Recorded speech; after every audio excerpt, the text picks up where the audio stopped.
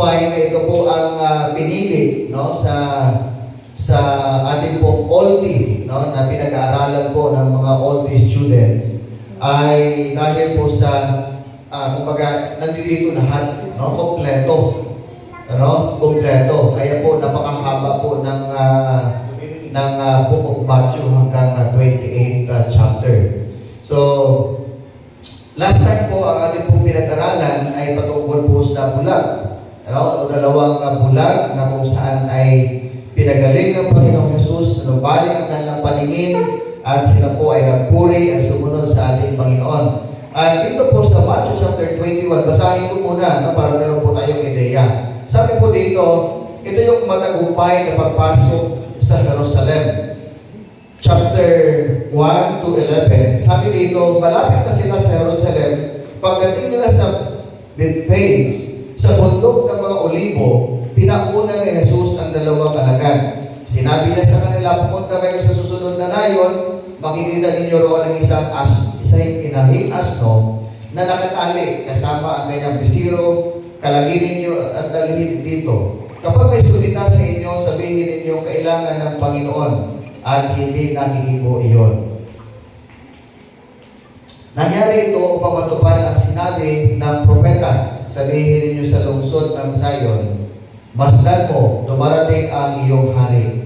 Siya ay mapagpakumbaba, nakasakay sa isang asno, isang bisiro ng isang asno. Lumapit nga ang mga alagad at ginawa ang iniutos ni Jesus. Dinala nila ang inahing asno at ang bisiro. Isinabi nila sa likod ng mga ito ang kanilang balabal at sumakay si Jesus. Marami naglatag ng kanilang balabal sa daan. Ang iba na may pumutol ng mga sanga ng kahoy at inilatag din sa daan. Nagsisigawan ng mga taong nauuna at sumusunod sa kanya. Mabuhay ang anak ni David. Pagpalain ang dumarating sa ngalan ng Panginoon, purihin ang Diyos.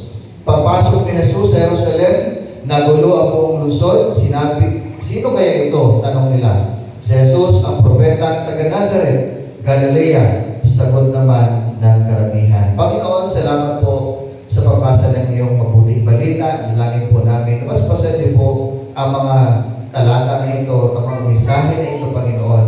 At dalangin po namin, Lord, sa oras na ito, bigyan niyo po kami ng isang pandinig na kung saan, Lord, ay maunawaan po namin ang iyong pong mga salita, Lord God. Dalangin din po namin, patuloy namin ma-enjoy habang kami po pinag-aaralan ang mga salita mo na ito sa Book of Matthew, Lord. Punuin po kami ng excitement sa aming mga puso habang ito po ay aming inaaral, Panginoon. At chapter by chapter, O God. Salamat po, Panginoon. Pinupuri ka namin sa gabing ito. Once again, Lord, we ask your guidance. We ask your Holy Spirit to be with us, O God, sa gabing ito. In Jesus' name we pray. Amen. Ito po, Matthew chapter 21, no, binasa ko po kanina, is describes as Jesus' triumphal entry. Ibig sabihin, dito po inilarawan yung pong matagumpay na pagpasok ni Jesus sa Jerusalem. At malalaman natin kung bakit ito po ay sinasabing matagumpay. At si Jesus, dito po makikita natin na yung kanyang pong pagsakay sa isang donkey ay ito po yung pagtupad doon po sa propesya, no, ni propeta sa Sigaraya na kung saan, no, itong si Jesus ay sasakay po sa isang inahing asno. At habang si Jesus po ay papasok sa Jerusalem, nakasakay sa isang donkey, ang mga tao po ay nagliriwang at sumisigaw sila ng Messiah. And ito pong event na ito ay kilala rin po natin as Palm Sunday. No? Palm Sunday na kung saan ito po ang huling, ito po yung unang, yung pangyayari sa isang buong linggo na kung saan ay pagkatapos po nito, si Jesus po ay ipinako sa cross. Now, ano-ano nga ba ang mga pangunahing elemento na binabanggit po sa kwento na ito at ano po ang ibig sabihin nito pong pagpasok ni Jesus sa Jerusalem? Ano po ang mensahe nito para sa atin? Now, dito po, makikita natin na yung pagpasok po ni Jesus sa Jerusalem, kasi ay mag-iisip po tayo, bakit kaya mas pinili po ni Jesus na sumakay sa isang donkey kaysa sa isang kabayo? E di sana pagkakabayo ay mabilis lang yung kanyang biyahe. Mabilis yung kanyang pagpasok doon po sa Jerusalem. So, bakit po donkey at hindi po kabayo? Ang kabayo po kasi is a symbol of royalty in war. So, ibig sabihin, yung kabayo po, sinasakyan po yan ng mga heads of the states, hari, yung mga pinuno, ng isang bansa. At ito rin po kabayo, yung ginagamit po ng mga gobernador o ng mga matataas na kasundaluhan habang sila po ay lumulusog sa isang labanan o sa isang giyera. Subalit, mas pinili po ni Jesus yung donkey. Ano ba ang meron sa donkey? At ano ba ang simbolo ng donkey na ito? Ang donkey po is a symbol of peace. A symbol of peace and humility.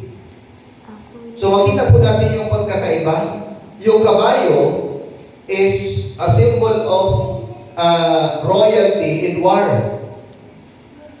Pero ito pong donkey na pinili po ni Jesus is a symbol of peace and humility.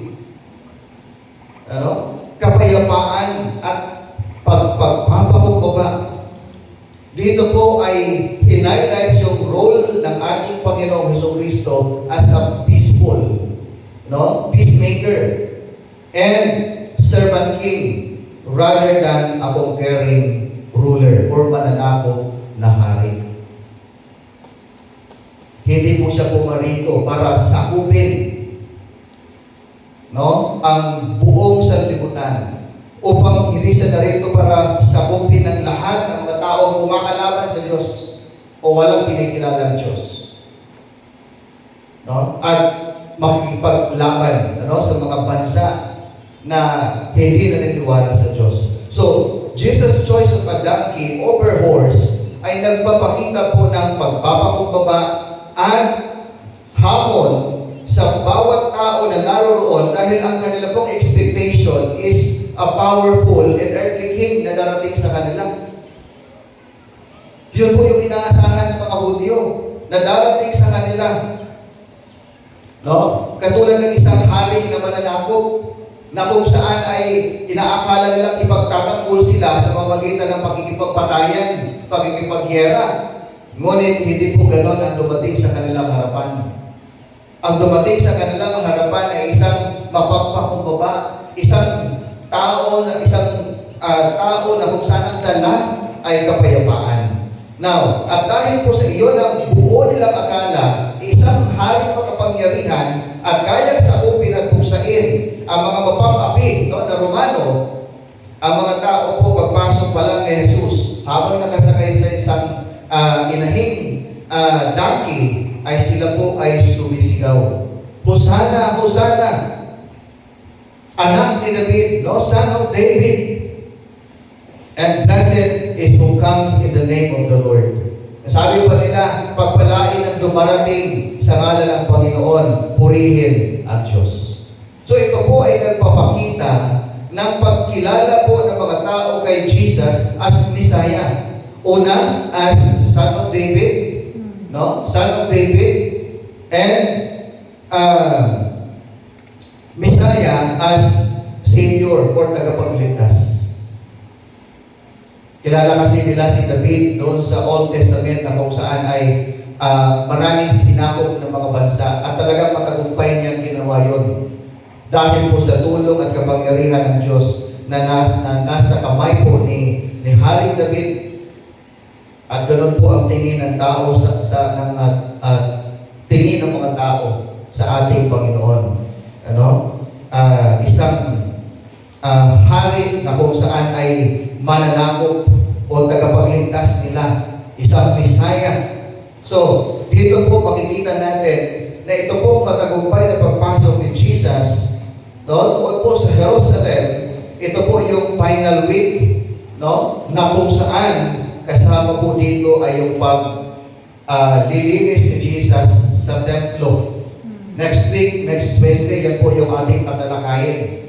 No, nung pinagtatapon ni Jesus yung mga mesa, yung mga nagtitinda doon po sa templo. Anong ibig sabihin yan? Bakit galit na galit siya kung ipinagtatapon lahat ng mga yun? No? At yan po ang titignan po natin, no, next Wednesday. So, ito po ang event na kung saan yung huling linggo ng Panginoong Jesus bago siya ipako sa cross. At habang ito po mga Hudyo na ito ay nagdiriwang sila at sumisigaw, no, as to welcome Jesus, no, sa kanila pong kalagitnaan, ay ito rin po yung nagpapakita ng parating na paghihirap ni Jesus at yung kanya pong pagbago sa cross. Ano? At kanya pong kamatayan. Makita po natin dito, church, no, mga kapatid, yun pong public recognition sa kanya. Grabe yung public recognition sa kanya. Inaknaris nila si Jesus as the Messiah, tagapagligtas, hari. Subalit, itong mga taong ito na sumisigaw sa kanya na hari ng mga Hudyo, Hosanna, Hosanna, Son of David, ito rin po yung mga taong ito ang nag-reject sa kanya. Ito rin yung mga taong ito ang sumisigaw sa kanya, ipako siya sa cross, ipako siya sa cross. Ano? Iyon po ang nakakalungkot na pangyayari. Those people who recognize Jesus as Messiah, as King, pero sila rin pala, kalaunan, ang sumisigaw, ipako siya sa cross. At pinili pa nilang palayain, no, ang isang kriminal kaysa kay Jesus. Now, nabanggit ko po kanina yung Palm Sunday. Ano nga ba ang ibig sabihin noong Palm Sunday? Ano po ibig sabihin ng Palm Sunday? Ang Palm Sunday po ay atin po itong sineselebrate, no? Bago po yung Holy Week. Tama po ba? Sino nakakaalala? Bago yung Holy Week, marami tayong makikita, lalo na sa simbahan, yung palaspas. No? Na inaanohan, binibisika ng holy water. Tapos ipinapatikit sa pintuan para yung aswang hindi makapasok sa loob ng bahay. Nakakalungkot dahil yun po ang paniniwala ng iba. Ano? Nakakalungkot. Bibili ka ng ano ba yun sa palaspas, no? Tapos paprehan mo, pawisik-wisikan mo ng holy water, tapos dadalhin mo sa bahay, no? Para walang aswang na makapasok. Kasama mo pala aswas. Ha? Ano yan pa sa akin, yung palaspas, kapag may bagyo, sinusunog siya para daw mawala yung bagyo. Yes, no? Para kumbaga pampatanggal ng malas, no? May sunugin mo yun nasa bahay. Wala tayo. Wala ba tayo? Eh, yung problema, yung malas na sa loob ng bahay. Yung bagyo nasa loob ng bahay. I-give up na ba? Ano? So, yun po yung mga paniniwala, no? Mga matatandang paniniwala. Pero, ang meaning po ng Palm Sunday, ito po ay tradisyon ng mga Kristiyano na kung saan ito po ay pag-alala noong si Jesus po ay matagumpay na pumasok sa Jerusalem, na kung saan ito po ay pagbibigay ng pinakamataas na parangal sa Panginoong Jesucristo. nung sila po ay nagwawagayway ng kanila pong mga palaspas, naglatag ng mga balabal doon sa daraanan ni Jesus, is a symbol of giving a special honor sa Panginoong Jesucristo and symbolizing victory, no? Symbolizing victory, katagumpayan. Okay? Yun po ang atin pong inaalala. The reason why we keep commemorating no, Palm Sunday before the Holy Week, dahil po sa unang pagbibigay po natin ng pinakamataas na parangal sa ating Panginoong Jesucristo at katagumpayan na kung saan nung si Jesus ay ating tinanggap sa ating pong buhay, nagkaroon po ng katagumpayan sa buhay po natin. Amen? Wala na po yung malas-malas, wala na po yung panakot sa aswang, kundi yun po ang atin pong kinikilala. Pagbibigay ng parangal, pinakamataas na parangal no, sa ating Panginoong Jesucristo at katagumpayan sa buhay po natin. No? Ito rin po ay pagpapakita o pinapakita dito na yun pong pagpasok ni Jesus sa Jerusalem ay yung pagbibigay po ng pag-asa at kapayapaan at kalayaan at pagpapanumbalik ng tao sa ating Panginoong Diyos. Pagpapanumbalik po ng magandang relasyon ng tao patungo sa ating Panginoon. Yung matagumpay po na pagpasok ni Jesus, ito po ay pag-fulfill no, ng plano ng Diyos. No, ng plano ng Diyos na kung saan ang plano po ng Diyos ay upang iligtas, tubusin tayong mga tao mula sa kapahamakan at sa kasalanan na kung saan ito po ay nagdala kay Jesus upang ang kanyang sariling buhay ay alay at magsakripisyo para sa kasalanan ng buong sanlibutan. Kaya, ano po ang dapat po natin gawin?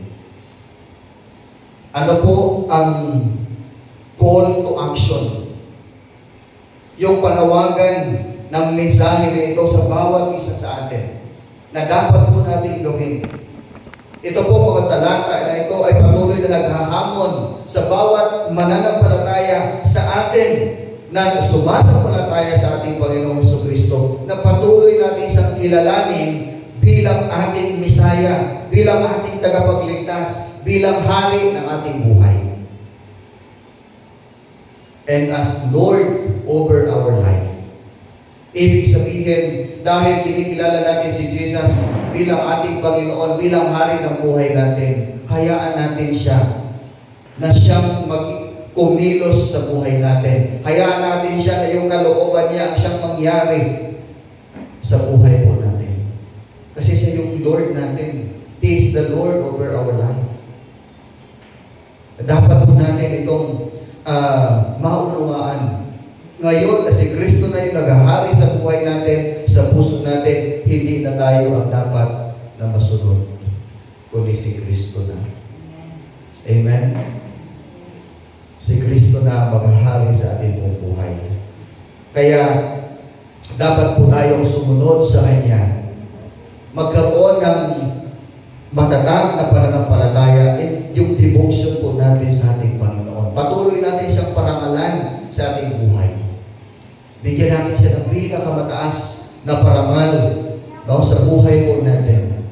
At hindi po kalaunan na katulad po ng mga Hudyo na sumisigaw na Hosanna, the Son of David, pagbibigay ng pinakamataas na parangal sa Panginoon, but later on, itong mga tao na ito ay nag-reject sa Panginoon.